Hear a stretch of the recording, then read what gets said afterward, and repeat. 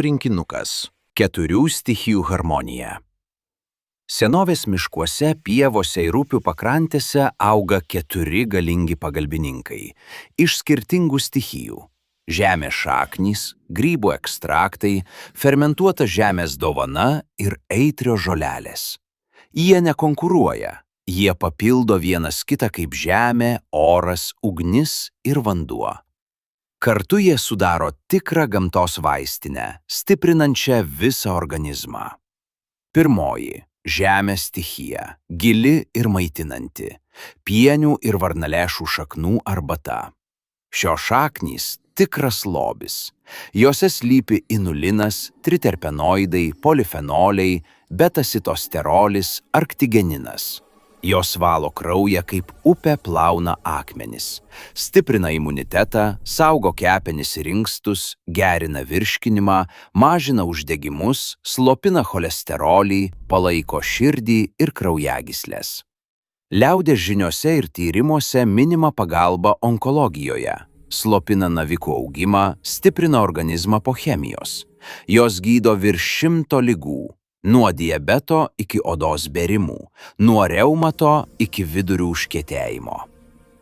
Antra – oro ir grybų stichija, lengva ir gyvybinga, liuto karčio, hericium erinaceus ir čagos, inonotus obliquus ekstraktas 1:12. Liuto kartis – smegenų gynėjas. Hericenonai ir erinacinai skatina naujų nervų ląstelių augimą.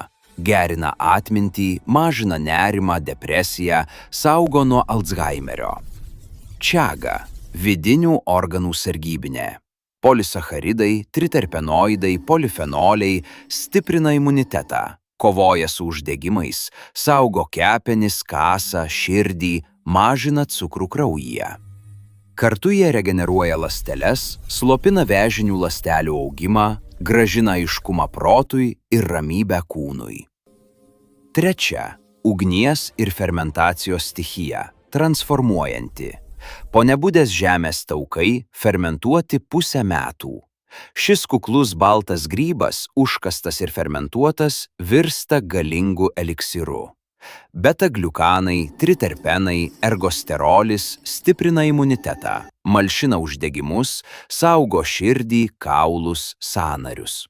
Liaudiškai – pagalba onkologijoje, prostatitui, potencijos stiprinimui, grąžina jėgą meilėje ir sekse.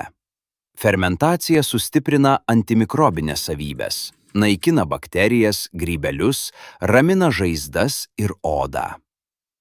Ketvirta – vandens ir aitriosios stichijos, valanti ir deginanti, bitkreslė, pelynas, ciberžolė ir gvazdikėliai.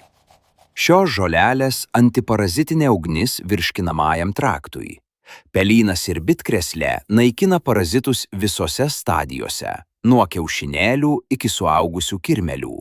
Gvazdikėliai skatina peristaltiką, ciberžolė minkština uždegimus. Kartu jie gydo skrandį, žarnyną, storosios žarnos opas, gastritus, refliuksą, pūtimą, viduriavimą. Valo toksinus, stiprina gleivinę, grąžina harmoniją virškinimui. Šios 4 stichijos – žemė šaknyse, oras grybuose, ugnis fermentuose, vanduo aitriose žolelėse – viena kitą papildo. Jos stiprina imunitetą, saugo širdį, kaulus, smegenis, vidinius organus, kovoja su uždegimais, parazitais, navikais, grąžina potenciją ir gyvybingumą. Šiandien, kai skubame prie tablečių, verta prisiminti – gamta davė rinkinuką, kuris veikia kaip senovės išmintis – tyliai, giliai ir harmoningai.